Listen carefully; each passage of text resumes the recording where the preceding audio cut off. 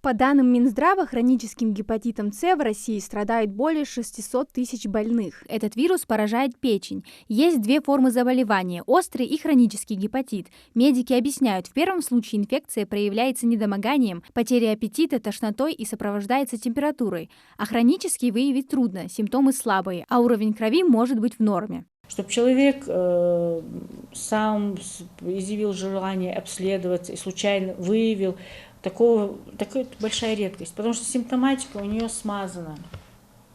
Нету каких-то определенных признаков, как при ОРВИ или каких-то там язвах, что проявляется клинически. Оно тихо, мирно, вирус живет в организме и как бы поедая изнутри человека. Гепатит С передается через контакт с инфицированной кровью. Вирус попадает в нее через раненую поверхность кожи или слизистых. Подхватить инфекцию могут и те, кто ведет здоровый образ жизни. Риску подвергаются при проведении косметологических процедур. Например, это происходит при совместном использовании игл или через травмы, нанесенные нестерильными инструментами. И людей, имеющих хоть какой-то контакт с кровью, там это работники салонов, медицинские работники, семьи, где есть хотя бы один член семьи, кто болеет вирусным гепатитом С, рекомендуется периодически, хотя бы в год один раз давать на вирусные гепатиты анализы, ПЦР-анализы, ИФА-диагностика. По данным Минздрава, около 27 тысяч человек в России ежегодно умирают от болезней, связанных с хроническими вирусными гепатитами В и С.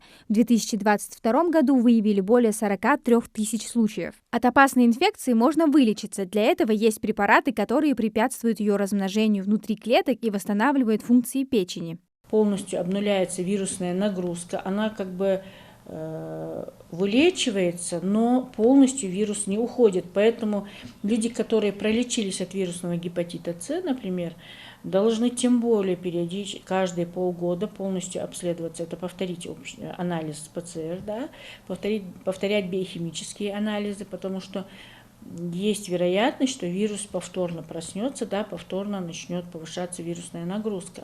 Минздрав объявил период с 11 по 17 марта неделей борьбы с заражением и распространением хронического вирусного гепатита С. Задействованы больницы всей страны. Врачи рассказывают об этой инфекции и призывают сдавать анализы, чтобы не попасть в зону риска. В 2024 году анализ на гепатит С включили в диспансеризацию. Граждане старше 25 лет могут бесплатно пройти скрининг. Амина Зязикова, Джамалейл Султыгов, Магаз 24.